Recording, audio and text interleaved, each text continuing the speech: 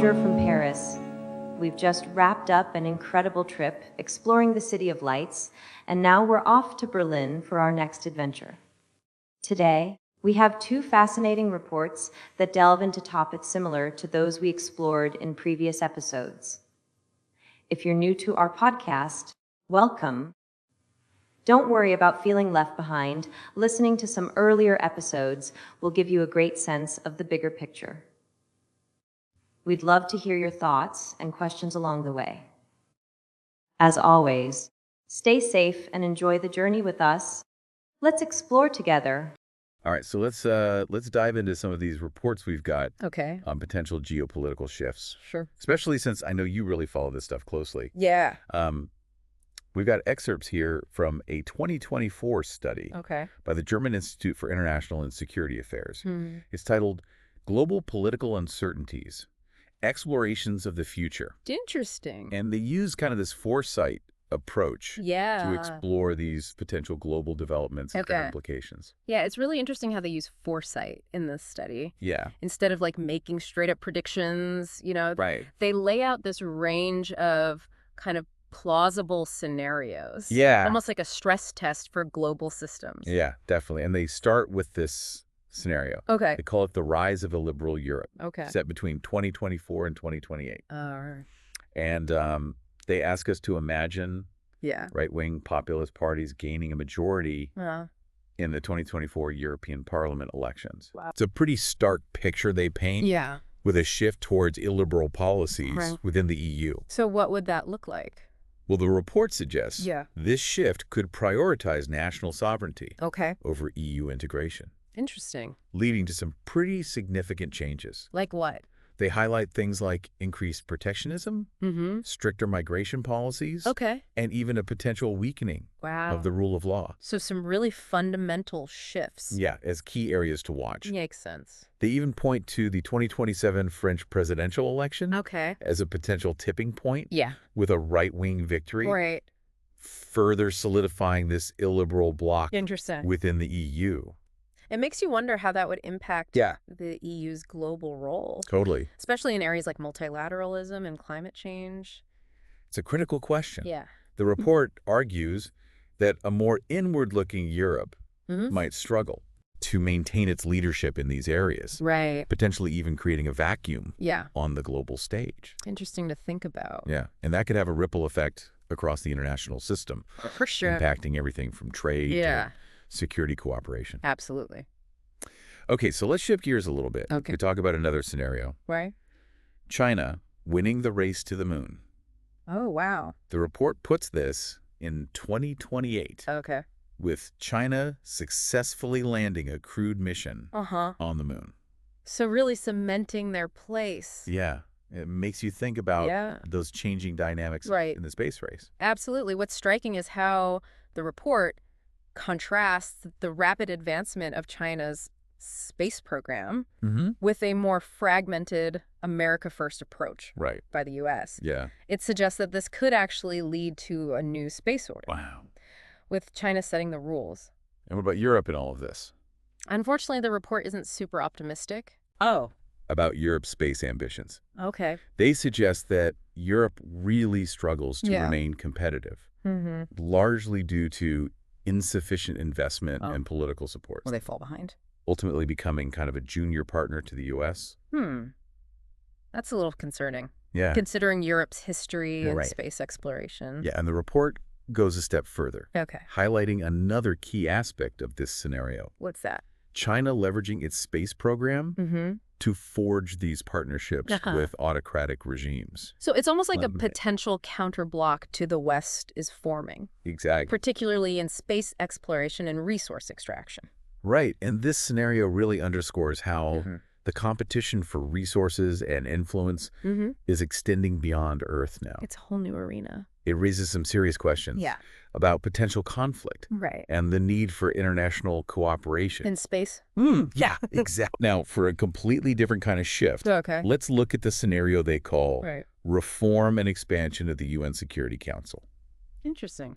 Imagine the long-stalled reform Yeah. of the UN Security Council. It's been talked about forever. Finally happening in 2027. Wow. So what leads to this breakthrough?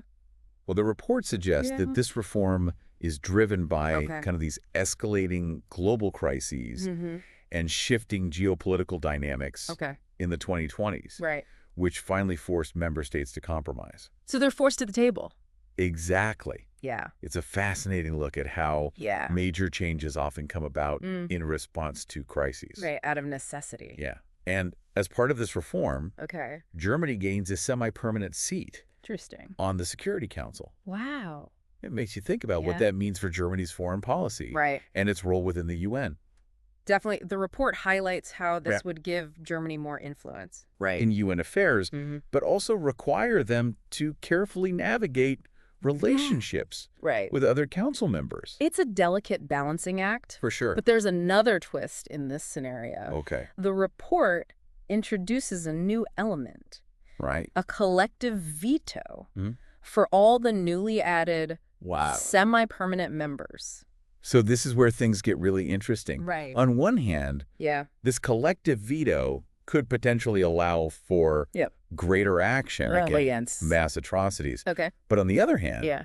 it introduces this whole new layer of complexity Right. to the Security Council's Yeah. decision-making process. It raises a lot of questions about how effective this revamped Security Council would actually be in tackling global security challenges. Yeah, in an increasingly multipolar world. Exactly. Would it be more effective? Right. Or would it lead to even more gridlock? It's hard to say for sure. It's a really thought-provoking scenario that forces us to grapple with the challenges of global governance. In the 21st century. Exactly. All right, let's take a quick break. Sounds good. And we'll come back and talk about some more of these scenarios. Right. Okay, so this next scenario really brings the potential consequences of climate change into sharp focus. All right. Pathogens from the permafrost. Oh, wow. This scenario really highlights the interconnectedness of global challenges. Okay. It asks us to imagine a previously unknown strain of anthrax emerging from the thawing permafrost and leading to a potential global pandemic. So a serious public health crisis. Exactly. It's a stark reminder of how environmental changes can have these far-reaching consequences. Absolutely. The report dives deep into the potential dangers of ancient pathogens being released by climate change, really highlighting the vulnerability of our global health systems. Yeah, that makes sense. And they point out how existing geopolitical tensions, specifically with Russia, could make cooperation and containment efforts incredibly difficult.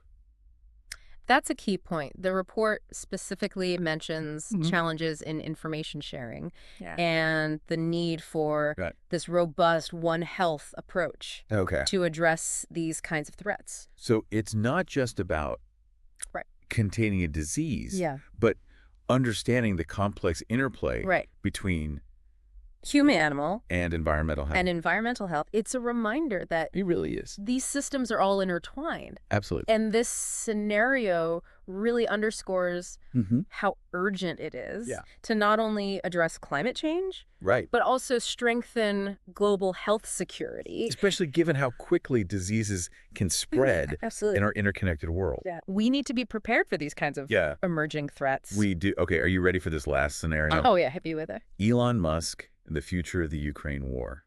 Wow. This one is really thought-provoking. Okay. It explores a hypothetical situation where Elon Musk, leveraging his wealth and influence, actively undermines U.S. support for Ukraine. Oh, wow. Leading to a peace settlement that heavily favors Russia. So a pretty dramatic shift. It is. It's a real cautionary tale about the growing influence of tech oligarchs and the potential for private interests to impact foreign policy.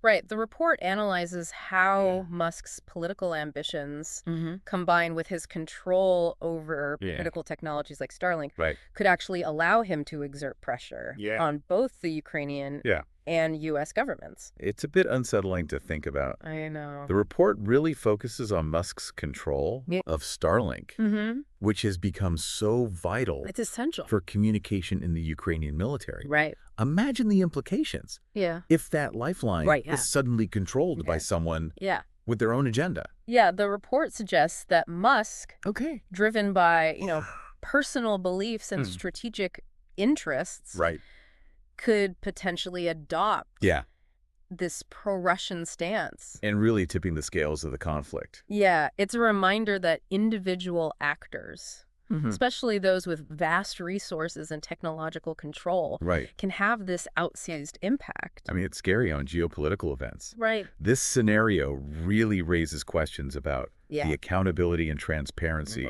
of tech giants. Of these massive companies. Yeah, and how we ensure that democratic institutions and processes are resilient enough. That's a big question. To withstand pressures from these non-state actors. Non-state actors, a lot to unpack. It is these scenarios, while hypotheticals offer this valuable lens through which to analyze emerging trends and potential future challenges. They force us to think critically about this complex interplay of factors that shape our world. Exactly. It's like they're giving us a toolkit for strategic foresight, encouraging us to consider a range of possibilities. By a whole spectrum. And prepare for different eventualities. Exactly. And that's crucial in a world that's becoming increasingly unpredictable and complex. Wow, these scenarios really paint this complex picture of what the future might hold. They cover so much ground, from the rise of illiberalism to the shifting balance of power in space. It makes you realize just how much is in flux right now. Yeah, what strikes me is how interconnected these scenarios are. Like the rise of illiberalism in Europe could have these ripple effects on global cooperation, making it harder to address challenges, climate change or pandemics. And then you've got the competition between the U.S. and China in space, which could further exacerbate these tensions. Potentially even leading to the formation of rival blocs. It's like a domino effect. It is. Where one shift can trigger a cascade of others. Exactly. And then you've got that scenario of Elon Musk, which really highlights how individual actors, especially those with vast technological control, can disrupt traditional power structures. Yeah, and potentially reshape the geopolitical landscape. Absolutely. It's a reminder that we need to think beyond those traditional state actors when we're analyzing global trends. That's right. The influence of non-state actors, whether they're tech giants, multinational corporations, or even individuals with significant resources, is becoming increasingly important. It really challenges our assumptions about how power operates in the 21st century. It does. And speaking of challenges, the scenario about the reform of the UN Security Council really made me think about the future of global governance. It's fascinating to consider how a change in structural change, could either enhance or hinder the UN's ability to address global challenges. It's a crucial question. The report suggests that this reform could lead to either greater action against mass atrocities, thanks to the collective veto power of the new semi-permanent members, or potentially create more gridlock. More gridlock. Making it even harder. It's hard enough already. I know, for the Security Council to reach consensus on these critical issues. It's a delicate balancing act. It is, and it highlights the need for strong leadership. And diplomatic skills. Absolutely. To navigate this new multipolar world. For sure. So what do we take away? That's the big question. From all of this, how do we make sense of these potential futures and prepare for what lies ahead? Well, I think the key takeaway here is the importance of strategic foresight. Strategic foresight. These scenarios aren't about predicting the future with certainty, but rather about expanding our thinking. So opening our minds. Challenging our assumptions and exploring a range of possibilities. So thinking broadly. It's about being mentally prepared for a wider range of potential outcomes. It's like a mental workout. It is. For anticipating and navigating change. Exactly. By considering these scenarios, we can start to identify potential risks and opportunities and develop more flexible strategies. So being adaptable. Navigating an increasingly uncertain world. It's empowering in a way. It is. It means we're not just passive observers, but active participants. Active participants. In shaping the future. Exactly. It's up to us to make choices that steer us towards the outcomes we desire. But the future is not predetermined. I like that. It's something we actively shape through our actions and decisions today. Well, this deep dive has certainly given me a lot to think about. It's been fascinating to explore these potential geopolitical shifts. It has and to consider the implications for the future. Absolutely. I'm curious to hear what our listeners take away from this.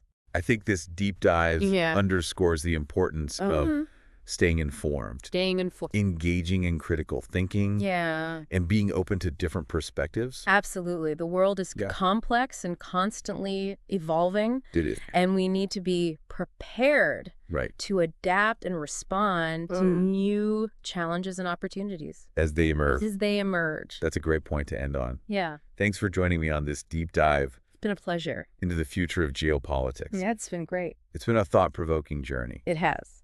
And I encourage everyone listening to keep exploring these issues and to think critically about the choices we make today. Yeah, the choices we make today. And how they might shape the world of tomorrow. Absolutely. Thanks for listening.